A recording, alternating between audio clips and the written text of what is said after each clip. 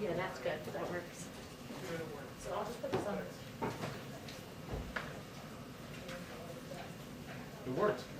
That's good? Okay. Yeah. Okay. That was fine. Thank you.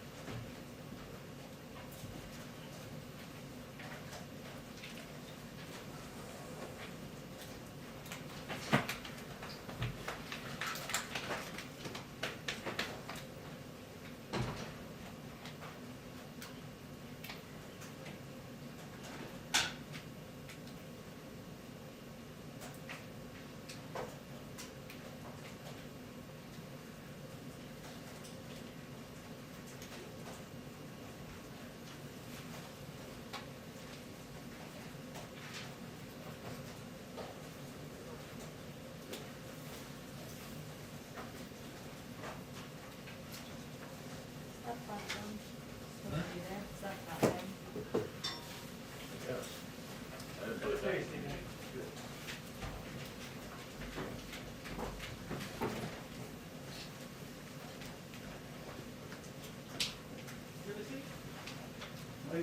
Come on, you're there. I'm here. Good. Sorry, I was gonna let you, I have no idea. That's what I was told.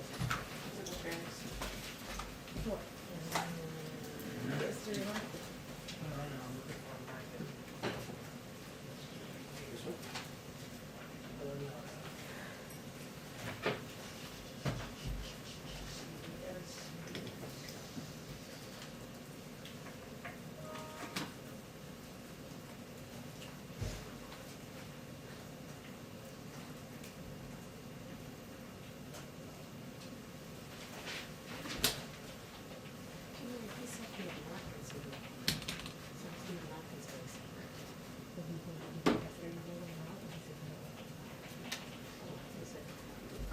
Got it. I know it was a little, I'll give you a call after this.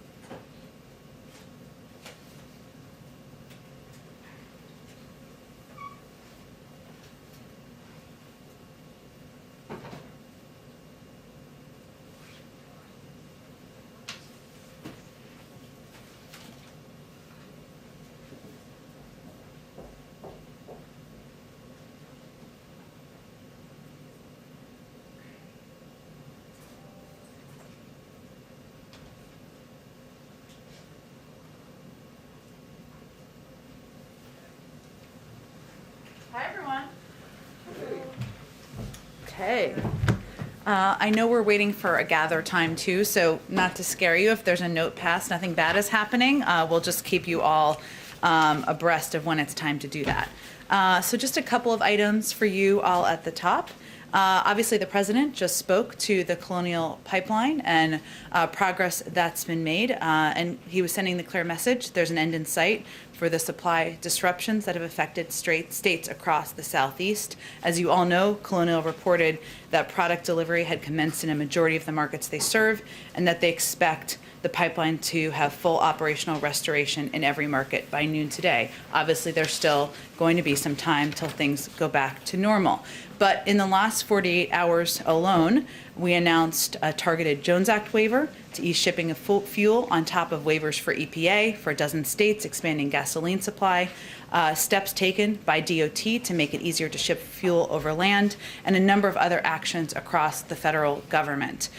President Biden and his team we also wanted to thank the governors and state and local leaders throughout the affected region who have moved very quickly in a coordinated way over the last several days. Just wanted to speak to the unemployment insurance numbers that came out this morning. Those claims fell to yet another pre-pandemic low, and while we'll continue to note that these weekly numbers can be volatile, the larger trend in initial unemployment number claims shows clear economic progress for America since President Biden took office. Since his inauguration, the 4-week average of initial unemployment claims has fallen by over 1/3, and the chart, I always love a good chart, behind me shows that there's been a clear and sustained decrease over that time frame. And over the last 3 months, employment growth has averaged 500,000 jobs per month, 8 times the number of new jobs created per month on average in the 3 months before he took office. One other note, as we continue to keep you updated on the implementation of the American Rescue Plan, today the Department of Veterans Affairs is highlighting the launch of the Veteran Rapid Retraining Assistance Program. The American Rescue Plan will provide $386 million to cover up to 12 months of tuition and fees and monthly housing allowance benefits for qualified veterans who need critical retraining to enter high-demand occupations. In addition, the American Rescue Plan will provide the Department of Veterans Affairs with $262 million to reduce the backlog of compensation and pension claims by increasing processing power and expanding scanning of federal records. Finally, the Senate Judiciary Committee today is voting, or has voted, I guess, lots going on this morning, on the nomination of Kristin Clarke, the eminently qualified career civil rights attorney, to be Assistant Attorney General for Civil Rights. She's one of the nation's most distinguished civil rights attorneys. She began her career in the office to which the president has now nominated her to lead, coming full circle. Along the way, she personally prosecuted crimes based on hatred and bigotry, human trafficking, domestic violence, and sexual assault. She has served at 2 of the nation's oldest civil rights organizations, working on virtually every area of civil rights: voting rights, equal education and employment, fair housing and lending, environmental justice, disability rights, LGBTQ rights, and I could go on. If confirmed, she would be the first woman confirmed to lead the DOJ's Civil Rights Division. With that, Jonathan, go ahead. A quick one to start. The president in recent days has been saying with increasing certitude about his meeting with President Putin of Russia. Are you able to confirm that, even if you don't have a date or location yet, but is that part of his first trip to Europe? I don't have any additional details to confirm at this point in time. As we have confirmed from here, the follow-up to the president's meeting, or the president's invitation to President Putin, was to have conversations at a staff level through his national security team. Those conversations are ongoing. The president has said that he just reiterated that he hoped that the violence in Israel would soon stop, but it has not done so. In fact, it seems to be escalating and getting worse.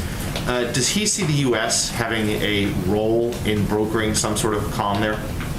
Well, the role we are playing at this point in time, Jonathan, as we've tried to keep you abreast of, is to communicate not only with the Israelis and the Palestinians the goal and the objective of reducing violence and achieving stability, but also with key partners in the region, the Qataris, the Egyptians, the Tunisians, others who can play an important role and have conversations with Hamas from that end. So I would say that our objective at this point in time is to, we have over the last several days had dozens of calls at very high levels with Israeli and Palestinian leaders. As you know, from the president's call with Prime Minister Netanyahu, the Secretary of State also spoke with President Abbas just yesterday. And our role is going to continue to work not just with the Israelis and the Palestinians, have those discussions move toward de-escalation, but also with other key partners in the regions as we all work toward that peace.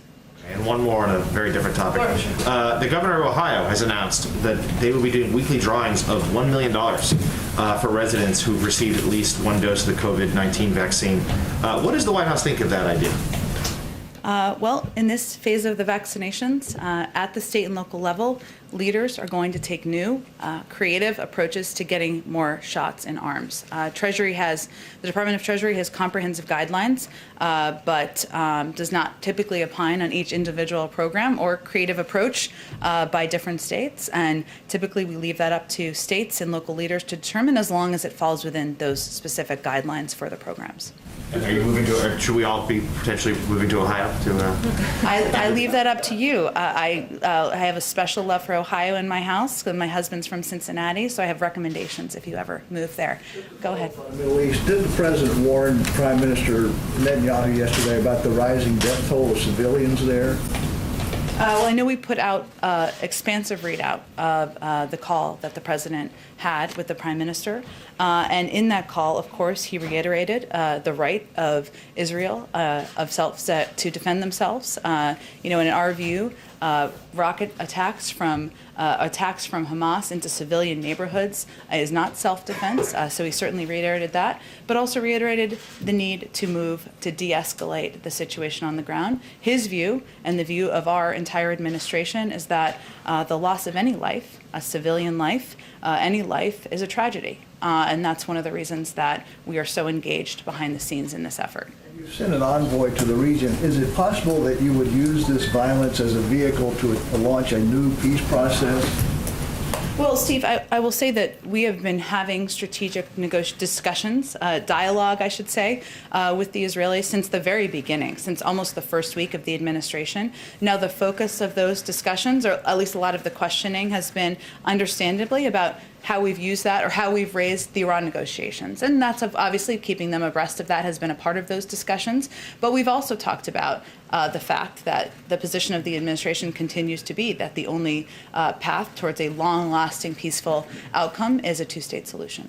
Lastly, does the fact that Colonial Pipeline paid a ransom make you concerned that this could happen over and over again, these types of hacks? Well, first, Steve, let me say that I refer you to the company for any confirmation of or comment on that particular question. It continues to be the position of the federal government, the FBI, that it is not in the interests of the private sector for companies to pay ransom because it incentivizes these actions, leading to your point. I will say that one of the lessons that other companies should take away from this hack is that it's important to harden your cybersecurity, to take the necessary steps to ensure that you're protected. There are steps we can take from the federal government. Obviously, the president signed an executive order last night. We believe that it's important to increase cooperation, sharing of best practices between the public and private sector in a way that hasn't been done in past administrations.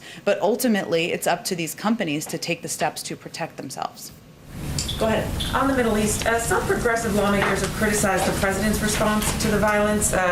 Congresswoman Alexandria Ocasio-Cortez says the president's comments reinforces the false idea that Palestinians instigated this cycle of violence. Representative Ilhan Omar has said the U.S. isn't doing enough to condemn the killing of Palestinian children. What's your response? Well, first, let me take the second part of that. Let me be very clear. It is a tragedy for the loss of any life, a civilian, a child, and we've certainly seen that as this violence has escalated. Our objective and our approach is to work with leaders in the region, whether they're the Israelis or the Palestinians, or leaders from other countries who can play an integral role in influencing Hamas to de-escalate and move toward a more stable peace. That's the role and that's the focus of the United States government. But that should not diminish the fact that any loss of life is a tragedy, and that's what we would convey. And on a very different topic, yesterday we saw the president meeting in the Oval Office with the Big Four, four vaccinated individuals. The Big Four. They were all still wearing masks. The CDC guidance says that vaccinated Americans can gather in small groups inside without masks. So why aren't we seeing the president model more of that behavior? Well, they were wearing masks. I can confirm that. You all saw that in photos. I know this has ruffled the feathers of the RNC. I'm always feel bad about ruffling their feathers. But I will say that the focus of the meeting was on seeing if there's a way to move together, to work toward shared objectives of investing in infrastructure, creating jobs for the American people. And I think that's what most people's focus is on. But The argument has been that if you can take your mask off, that may incentivize others to get vaccinated, right? To be able to participate in some of the benefits of being vaccinated. But yet we aren't really seeing the president sort of lead by example on that. The president doesn't wear his mask when he's outside. That guidance is clear. There were a number of people in the Oval Office yesterday. Obviously, there was a whole press pool. But again, I think if the big takeaway from the meeting yesterday, I think what most people look at it and take away is that the president sat there with Democrats and Republicans. They all came out of the meeting saying it was constructive, looking to see what the path forward could be about how we can create jobs and rebuild roads, rails, and bridges. And that was what the objective of the meeting was. Go ahead. Just to confirm, Ohio is a great state. The president's mentioned this a couple times. You just mentioned it. Is the expectation in terms of the regional players in the Middle East that you guys want to kind of follow a model of 2014, perhaps, when Egypt played a pretty crucial role in brokering peace there? Is that what you're going for here in your contacts with those countries and key players in that region? Well, I think what our objective is in the short term, Phil, is that Egypt, Tunisia, other important countries in the region certainly can play a role in conveying to Hamas and leaders of Hamas the reasons for de-escalation and how that could be beneficial. And that's a role they have played historically at moments in time. Obviously, every conflict is different, unfortunately, but certainly many of these countries and their leaders have played this role in the past, and we certainly will look to them and continue to look to them to play a role moving forward. Just two quick ones on the economy. Senator Mitch McConnell said that based on the meeting yesterday, the president understands that the 2017 tax law is no longer a part of the conversation about financing any bipartisan infrastructure deal. Is that an accurate assessment of the state of play?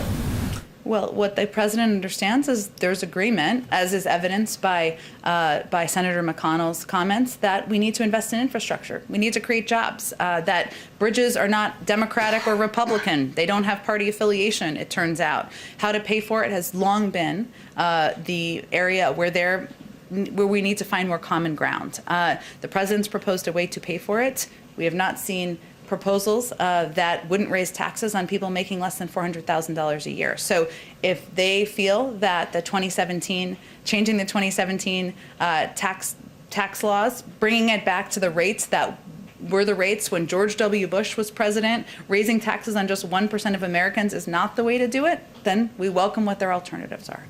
Just a kind of a broader economic question. The UI numbers kind of underscoring it's kind of been a bumpy last couple of weeks, which I think everybody kind of expects coming out of a once-in-a-century pandemic. But you characterize how important is the economic recovery continuing at a decent pace to your broader legislative goals? Like, does that underpin your ability to do the scale of the things that President Biden has put on the table?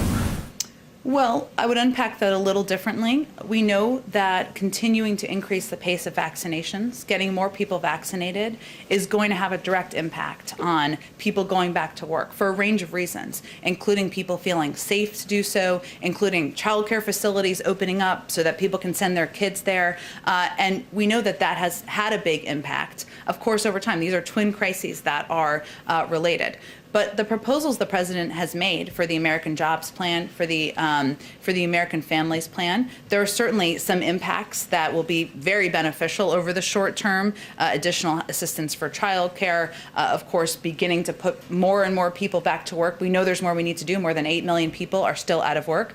But these are also proposals and ideas that have a long-term impact, that will increase our competitiveness over the long term, that will help ensure we can compete with China. So, there's an argument to be made that we need to continue to get through the crisis we are in, but we also need to think about what's next and how we're building the workforce of the future, and that will continue to be his argument. And just to put a quick finer point on it, broader point being, because of the long-term effect of the proposals that were put on the table, what happens with economic numbers in the near term has no effect whatsoever on the president's decision to pursue those going forward.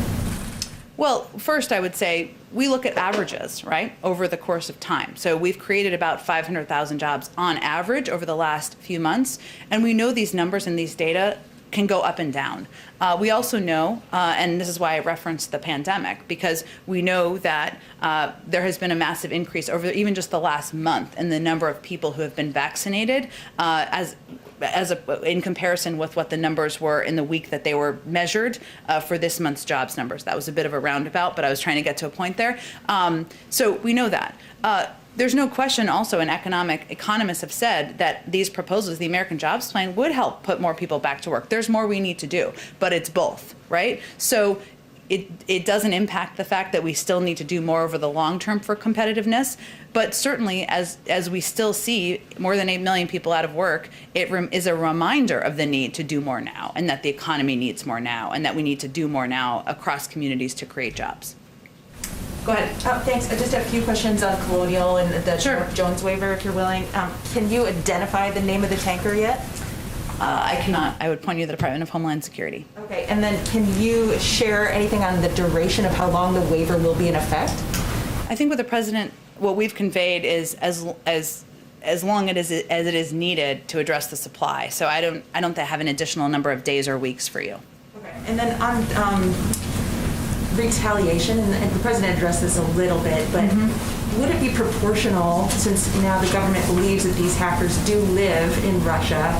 Is there any discussion about Nord Stream 2 or taking away something that Russia wants? Has there been any discussion of stopping the completion of Nord Stream 2 as retaliation for this? Well, we continue to think that Nord Stream 2 is a bad project, as you know, but there's still an ongoing investigation. Obviously, the president was speaking to what we know now, but in terms of the conclusion of that, we would point you to the FBI, and in terms of what steps could be taken, that would likely be recommended by Cyber Command, and we're just not quite there yet. On the table, is there any discussion about Nord Stream 2 or not? We're just not quite there yet.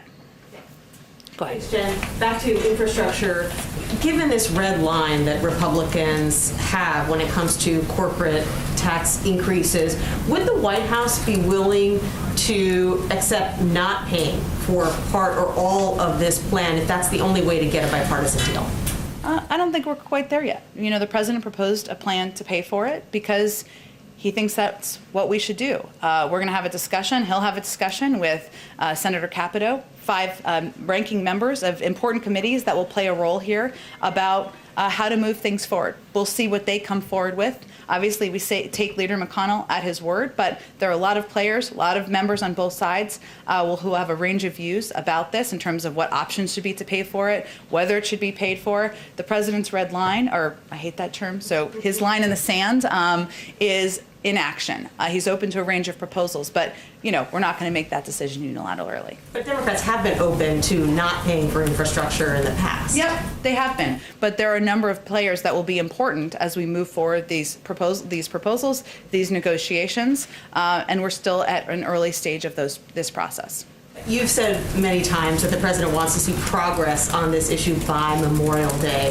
Is that code for if these bipartisan negotiations don't bear fruit within the next few weeks, Democrats are going to go it alone? I wouldn't say it's that clear of a line in the sand, just to continue our analogies here, but we will have an assessment after a couple of weeks about how things look and whether it looks like there's a path forward. It doesn't mean it's a moment of halting or not halting. As you know, there will be discussions up until the moment a bill passes with Democrats and Republicans, regardless. But it will be a moment to assess where things stand and what the right steps are moving forward, given that's a time, as you well know, many will go home for congressional recess. And then finally on Israel, why hasn't the administration prioritized naming an ambassador to Israel? And will that name be in the next batch of ambassadors that are named by this White House? Well, I would expect we'd have more in the coming weeks on nominating an ambassador to Israel. But I will say, and having lived and served at the State Department for a couple of years, we have a very talented, trusted career diplomat who is there on the ground, who is fully engaged with the White House, is fully engaged with leaders in the region, and as is his entire diplomatic team. So I think it's important for people to understand it's not as if we're halt just because you haven't have a nominated and confirmed ambassador. That's important. But the system of governing, career staff, foreign service officers are in place so that there can be the continuity through administrations. Go ahead.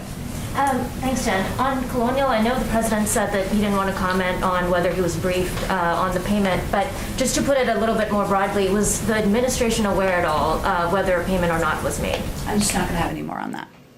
And then my colleagues are reporting that legislation to overhaul the military justice system is gaining traction in Congress. This is the bill led by Senators Gillibrand and Ernst. This is broader than what the Pentagon is looking at doing through the commission. Is this something that the president would support, and has he had any conversations with members of the Senate yet? Well, let me first say that, like the president recently said, we have to have an all-hands-on-deck effort to end the scourge of sexual assault in the military, underlining that sexual assault is repugnant at any time, and then we have to uproot this horrible, long-standing problem.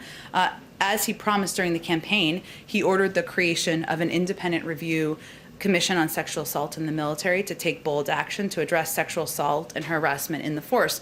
That work's underway. It's a 90-day process. I think they're around halfway through that 90-day period of time. So obviously these reports about support in the Senate are positive. It's a welcome development. We will see how that process moves forward. Nothing's passed either body of Congress at this point in time.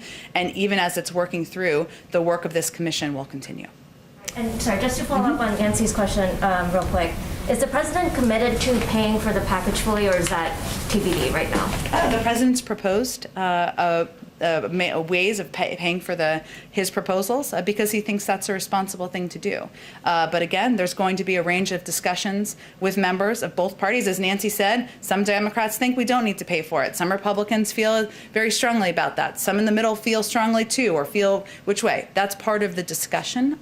So we're still having those discussions. We're in the sausage making, and he's proposed ways to pay for it because he felt that was a responsible thing to do when he put out his ideas to the public. Go ahead, David.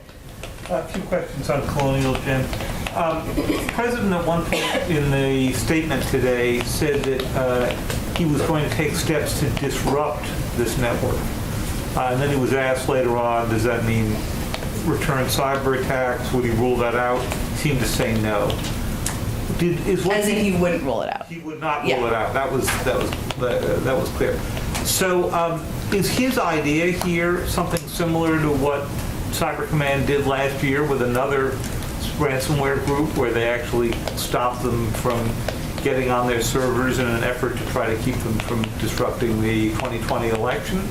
Is that the model that the president has in mind? I think we're not quite there yet, David. Obviously, this just happened just a couple of days ago. He was providing an update to the public and being transparent with all of you about what we know as it relates to the investigation. That investigation is still ongoing at the FBI, and obviously Cyber Command would make recommendations about next steps. As we often like to say, some seen, some unseen, but I can't get ahead of where we are in any internal process. So when the president said that this happened from Russian territory, was he suggesting that if it happens from your territory, as we often say in terrorism issues, this came up often when you were at the State Department, that the country from which an attack is launched is as responsible for it as the attackers themselves? I would say he's making that clear because certainly the country where individuals are located, even as a criminal network, even as he's confirmed that we don't have information from our review process that suggests the government was involved, there's still some responsibility.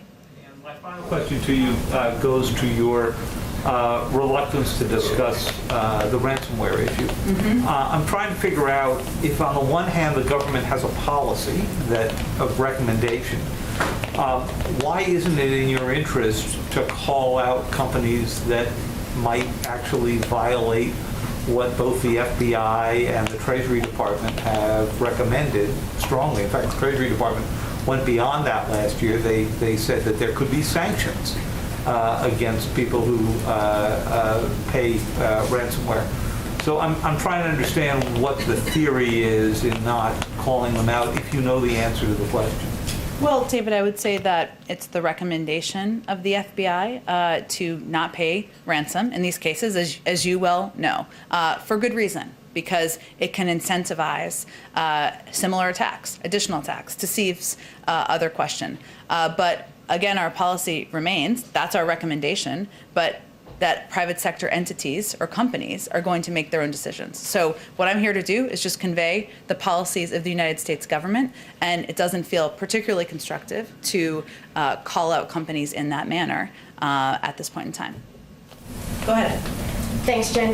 What does the president think about Republican governors such as Mike Parson in Missouri reducing unemployment benefits in order to force workers back to work?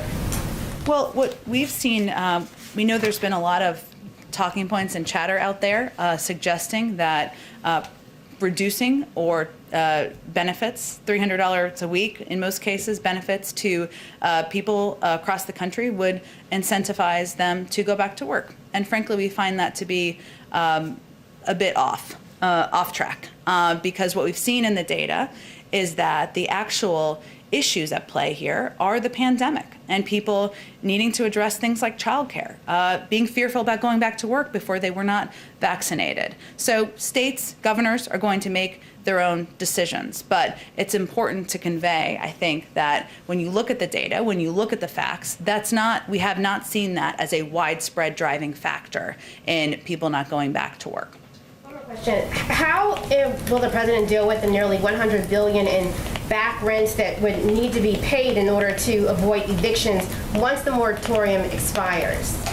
I know the moratorium is something that has, which is hence I'm sure why you're asking about it, has helped many, many people across the country get through this very difficult period of time. I think we have a little bit more time before it expires, if I'm remembering correctly, and certainly there will be considerations made, but it's a process that's done through different agencies and secretaries on making a recommendation on the extension, so I can't get ahead of that. If we don't make the decision to extend it, obviously we'll have to figure out how to continue to help renters, but at this point in time, it's still ongoing. Jen, I have a question on some breaking news. Yeah. Do you know if the CDC is changing its guidance today about mask wearing indoors? I don't have anything I can preview for you on CDC guidance. That would be up to them. Go ahead in the back. Thank you.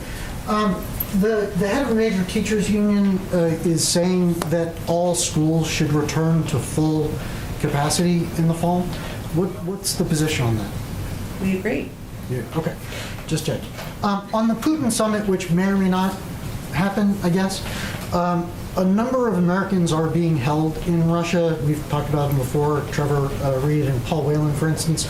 Has Russia asked for any concessions in return for their release? In return for their release, from us in return for their release?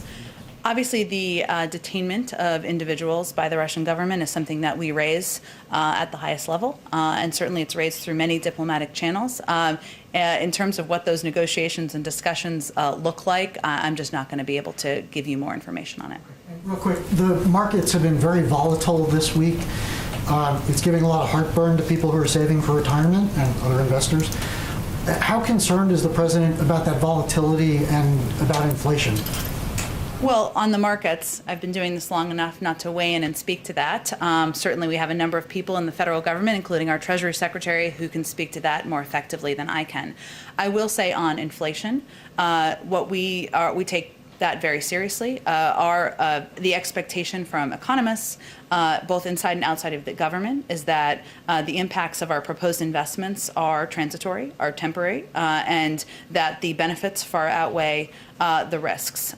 So that we look at it through, certainly through that prism. Obviously, we've seen over the last couple of days, to your point, some reaction to the CPI numbers that came out just yesterday. And, our view on that is it reflects the reality of an economy that's rapidly turning back on because of a successful economic strategy. And if you dig into the data, there are a couple of factors at play that I think people are taking a look at now that we've dug into the data more, including the fact that, for example, airfares increased by 10%, but are still almost 20% below pre-pandemic levels. One of the biggest impacts we saw in the data yesterday was on used car sales, and that is a direct impact of the semiconductor chip shortage. So point is, there's a number of factors here that can be explained, and we're working to address, and I think as we continue to communicate that, hopefully that will give some comfort to the American people and, of course, industries. Go ahead. A couple questions. Can you confirm that the White House is seeking changes to legislation that would grant statehood to the District of Columbia and change it so it would grant the electoral vote to the winner, the popular vote, to deal with potential constitutional concerns? We have issued a statement of administration policy, as you know, strongly backing the bill, and our view is that admitting D.C. as a state is well within Congress's power, and that the arguments to the contrary are faulty. But we also think there are ways to allay the concerns that have been raised, and that's why we're working with Congress to make the bill as strong as possible, as would be the case in nearly any negotiation or about any piece of legislation. Can you confirm that those are the changes that you are seeking? I'm not going to get into more details of it, other than we certainly would support D.C. statehood and strongly back the bill. On infrastructure, can you, you've talked a lot about progress by Memorial Day. Can you define what progress specifically is? Is it a deal in principle with Senate Republicans? Is it passing surface transportation bills out of committees? Or is it? What is progress to you? Well, I think, as I was saying in response to Nancy's similar question earlier, it's just a marking point for us to make an assessment of what we think the path forward looks like. And as you all know from covering Congress, everybody will go home on Memorial Day recess. It will be quieter over near the Capitol.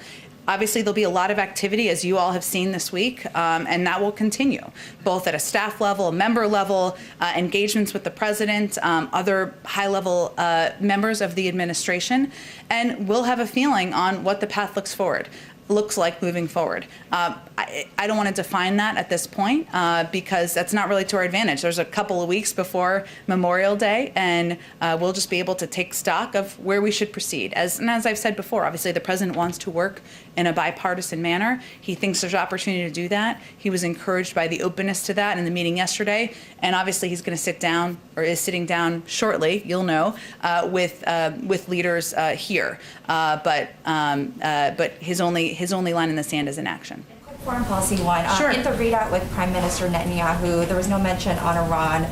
Did the president discuss the ongoing nuclear talks with the Prime Minister? We regularly brief our Israeli counterparts on our ongoing negotiations and discussions with Iran. Rob Malley is currently taking part of those now. As an important partner in the region, we do regularly brief them. I don't have any update or anything in addition to add to the readout, but it was primarily focused, as I think was clear, on the escalation of violence happening on the ground at this point in time. Go ahead. Yes. Senator Tom Cotton says the nation's wealthiest colleges are indoctrinating young people with what he calls un-American ideas. He is proposing a new tax targeting the largest private endowments. He says it would raise $2 billion a year. I wonder, does the president believe that our wealthiest schools are indoctrinating our youth with un-American ideas? And would he support such a tax? Is it a good idea? Now you've intrigued me. What are the un-American ideas that are indoctrinating our youth? The legislation doesn't lay out the precise... He's not specific about the indoctrination by leaders from universities? Well, he's been critical of, for example, the 1619 Project. He's been critical, spoken about critical race theory. He's claimed that there's a liberal bias on campus that targets conservatives, I think would be a way to put it. What's he going to do with the money? He wants to use it for programs for, I'm having a hard time coming up with the word, when you have job training, those sorts of things. Without much detail of where he thinks our youth are being indoctrinated, it sounds very mysterious and dangerous. Although I don't think we believe that educating the youth and the future leaders of the country on systemic racism is indoctrination. That's actually responsible. But I would say if he's trying to raise money for something, then our view is there's lots of ways to do that. We know that a number of corporations hugely benefited financially during the pandemic. They could pay more taxes. We think the highest 1% of Americans can pay more taxes, and if he wants to have a conversation about worker training, we'd love to have him over and have that conversation. And then if I could follow up, we have a bridge over the Mississippi River at Memphis linking Arkansas and Tennessee. It's had to be shut down because there's a crack in it.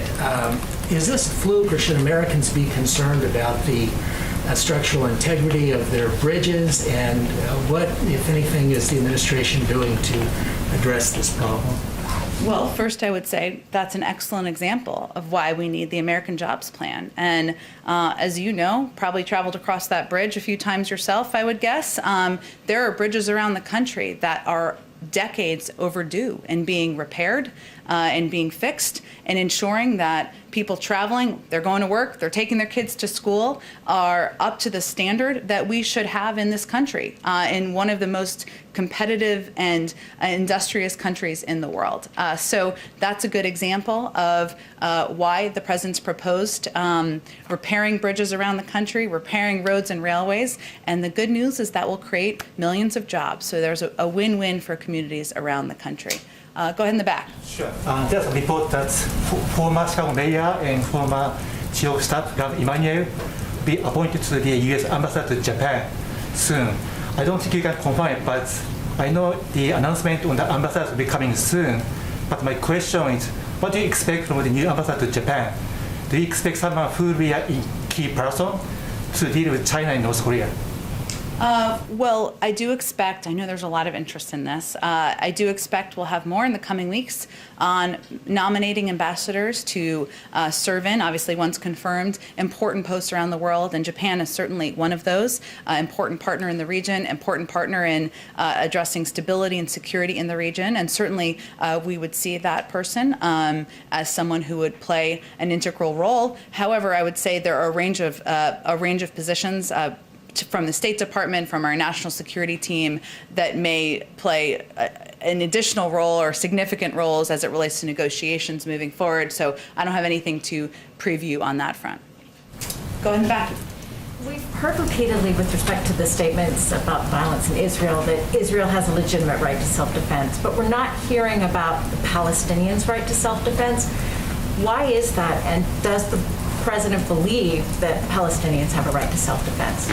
Well, let me first say, I think it's important to note, as I think you'd agree, that these rockets are coming and these attacks are coming from Hamas, and many Palestinian people are being put in danger because of the violence that is happening back and forth. And the president, in his statement yesterday, also made clear that we he underscored the importance of working to advance peace throughout the region, including between Israelis and Palestinians. Any loss of life, any threat to life, which we've certainly seen, is a tragedy. That's what we're working to de-escalate and try to reduce in the region. But why not have in the statement that Palestinians also have a right to self-defense? Are the attacks not coming from Hamas? Do you consider Hamas the Palestinian leadership?